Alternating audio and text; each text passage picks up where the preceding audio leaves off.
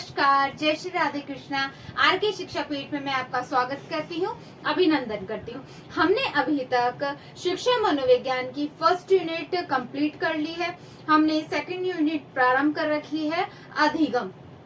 Learning में हम कई क्लासें पहले डाल चुके हैं। आज हम अधिगम के नियम पढ़ेंगे। अधिगम के नियम क्या होते हैं, अधिगम के नियम पढ़ेंगे। अधिगम के नियम देने वाले कौन थे? थॉर्नडाइक थे। यह कहाँ के थे? यह थे अमेरिका के। थॉर्नडाइक ने यह दिए थे अधिगम के नियम। कौन किस में दिए थे? अपनी पुस्तक शिक्षा मनोविज्ञान के अंतर्गत दिए थे। कब दिए थे? 1913 में दिए। इन्होंने अधिगम के 3 मुख्य नियम और 5 गौण नियम दिए। 3 मुख्य नियम इन्होंने अधिगम के 3 मुख्य नियम और 5 गौण नियम दिए। मुख्य नियम कौन कौन से हैं? तत्परता का नियम, अभ्यास का नियम एवं प्रभाव का नियम। अभी तक जो मुख्य प्रश्न पूछे गए हैं अधिगम में से, यहाँ नियम वाले में से काफी कुछ प्रश्न पूछे गए हैं और मुख्य नियमों में से अधिकांश पेपरों में प्रश्न आए हैं। आप एक बार इसका स्क्रीनशॉट लीजिए, फिर मैं आपको ये हमारे नियम एक्सप्लेन करती हूँ। देखिए, हमने पढ़ा अधिगम के नियम किसने दिए? थॉर्नडाइक ने दिए। अधिगम के उन्होंने 3 मुख्य नियम दिए, 5 गौण नियम दिए। 3 मुख्य नियम उन्होंने कौन कौन से दिए हैं? तत्परता का नियम, अभ्यास का नियम, प्रभाव व संतोष का नियम। अब हम इनको समझते हैं। सबसे पहले तत्परता का नियम क्या होता है?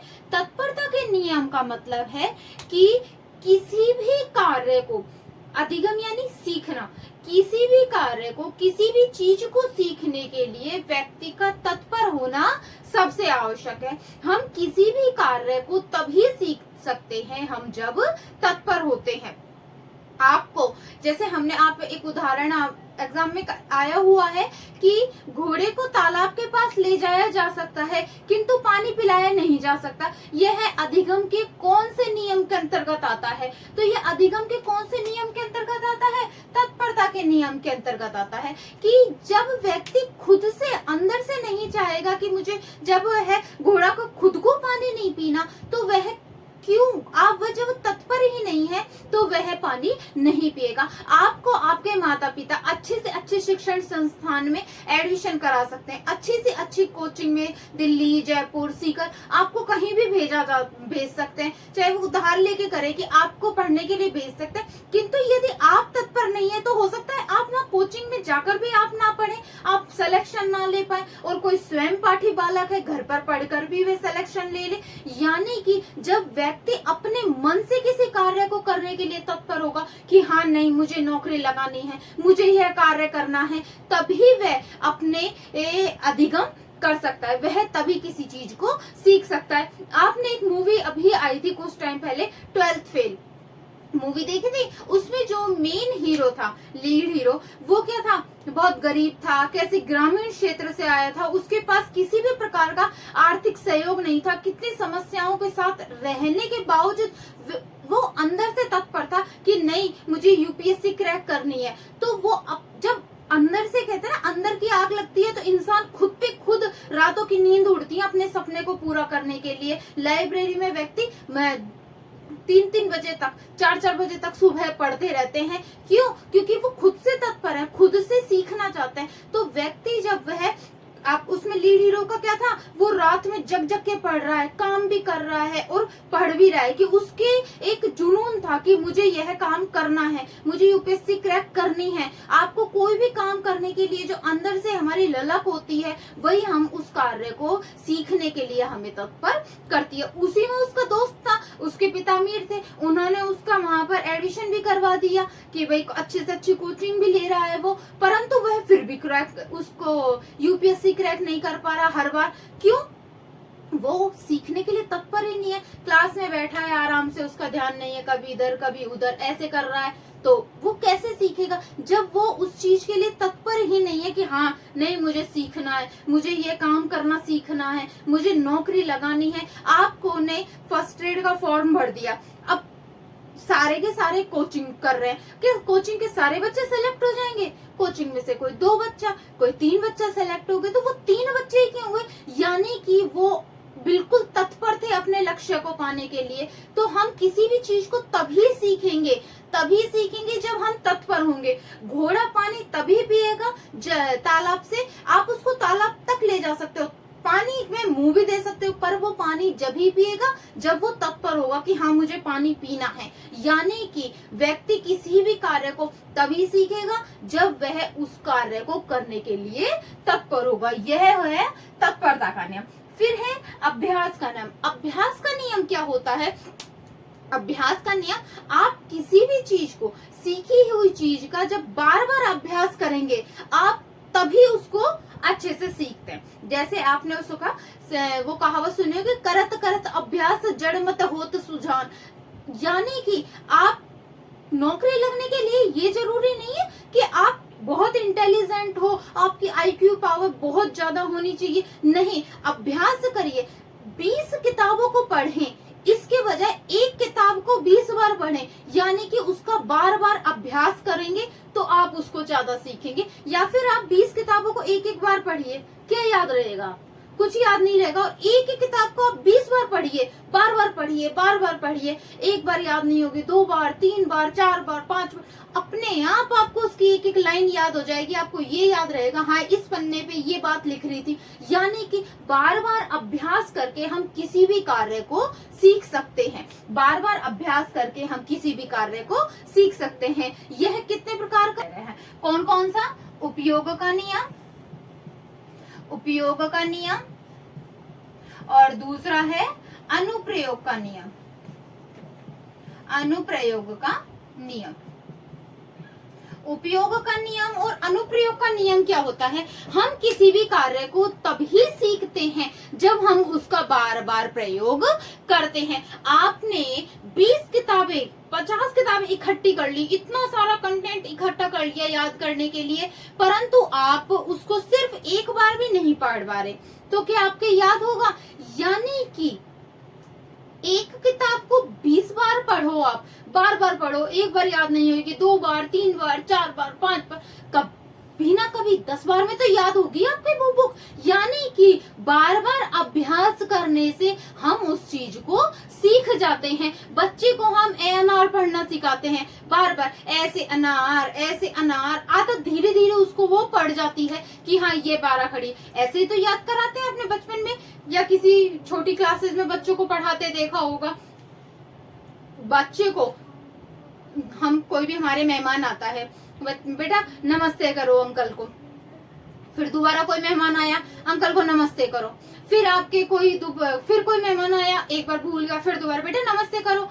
बच्चे को बार बार उस चीज का अभ्यास कराएंगे हम, तो हम उसको क्या होगा, उसका वो नमस्ते नमस्ते अंकल नमस्ते, उसी चीज का बार बार प्रयोग करने से वह उस आदत को सीख जाएगा। बार बार उसका उपयोग करेगा, बार बार उसका अभ्यास करेगा, तो वह उस कार्य को करना सीख जाएगा।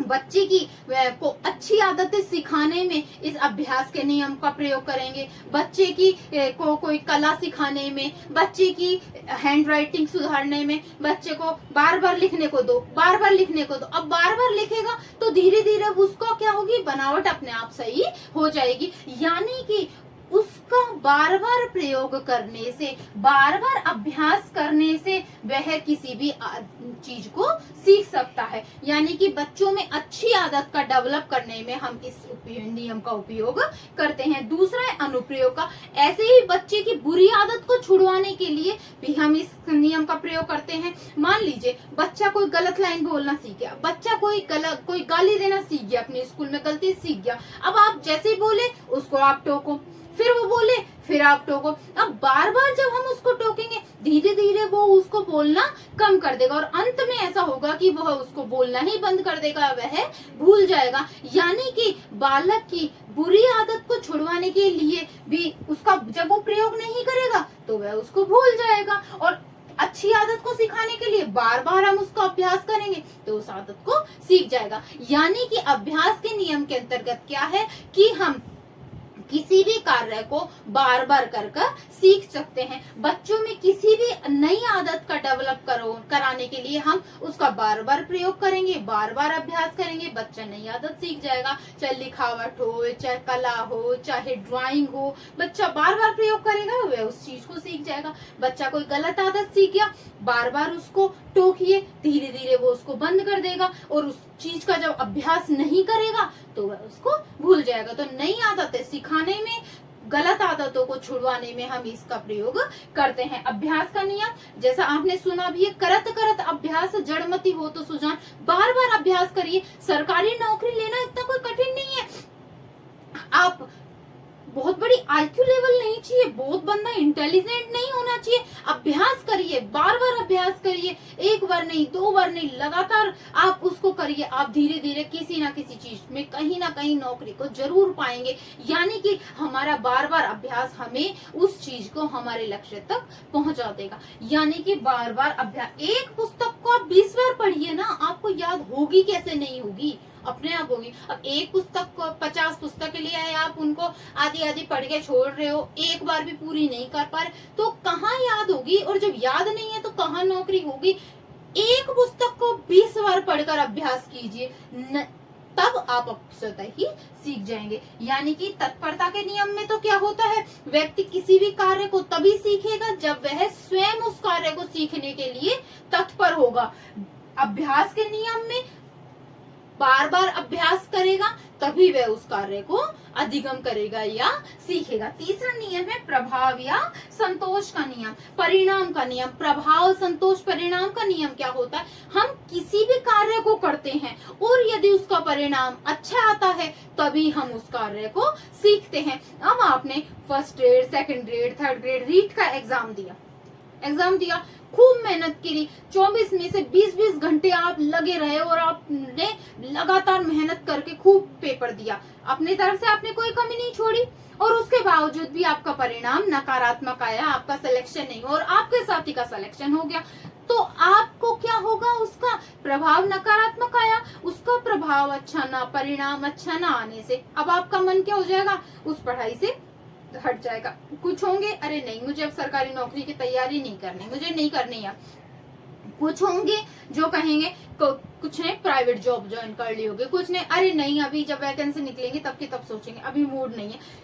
यानी कि उसका परिणाम अच्छा नहीं आया तो आपने उस कार्य से अपना मन हटा लिया। परिणाम अच्छा आता है तभी हम उस कार्य को करना सीखते हैं, अन्यथा हम उस कार्य को करना नहीं सीखते। जैसे एक बालक से आपने दुकान से कोई आपने उसको 100 रुपए दिए, बेटा दुकान से ये सामान लेकर आ जा। बच्चा लेने चला गया, सामान लेके आया, आपने कहा अरे वाह बेटा शाबाश, बहुत अच्छे सामान लेके आया, ले ये 5 रुपए बचे, ये 10 रुपए बचे, तू इनसे चॉकलेट खा लेना, बहुत खुश होगा। अगली बार आप मिले होगा, नमस्ते अंकल, और कोई काम हो तो बताना। वो सीख गया कि अंकल का काम करना है और अपन को शाबाशी की शाबाशी, चॉकलेट के पैसे मिलेंगे। और मान लो वो उसका परिणाम क्योंकि अच्छा आया था, उसने कार्य किया और वहीं वह आपको सामान लेकर आया, आपने कहा अरे ये क्या सामान लेकर आया, तुझे सामान भी खरीदना नहीं आता, और उसके आपने धर के 2 चांटे दे दिए। अगली बार वो आपका सामान लेकर आएगा, अगली बार वो आपका काम करेगा। यानी कि उसका परिणाम अच्छा नहीं आया तो वह उस कार्य को दोबारा नहीं करेगा। वो अगली बार आपको देख कर ही गली में घुस जाएगा और अपने दोस्तों से और कह देगा ये अंकल तो पागल है, इनका कोई काम करना ही नहीं है। यानी कि किसी भी कार्य का जब परिणाम अच्छा आता है तो हम उस कार्य को करना सीख जाते हैं।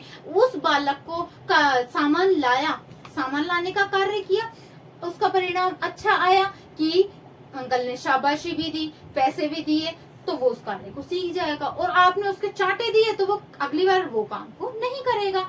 व्यक्ति किसी भी कार्य को तभी सीखेगा जब उसका परिणाम अच्छा आएगा, और यदि उसका परिणाम अच्छा नहीं आया तो वह नहीं सीखेगा। यदि आपकी 3rd ग्रेड आपने एग्जाम दिए, आपने फर्स्ट ग्रेड, सेकंड ग्रेड सारे एग्जाम दिए, सिलेक्शन हो नहीं हुआ, तब तो आप उस कार्य को छोड़ देंगे, नहीं अब नहीं करने देंगे। और यदि मान लो आपका 3rd ग्रेड में सिलेक्शन हो गया, तब आप क्या करेंगे? अरे 3rd ग्रेड नहीं, अब की तो मैं फर्स्ट ग्रेड दूंगा, फर्स्ट ग्रेड क्रैक करूंगा, यूपीएससी डायरेक्ट फर्स्ट ग्रेड भी क्या, आप तो यूपीएससी की तैयारी करेंगे।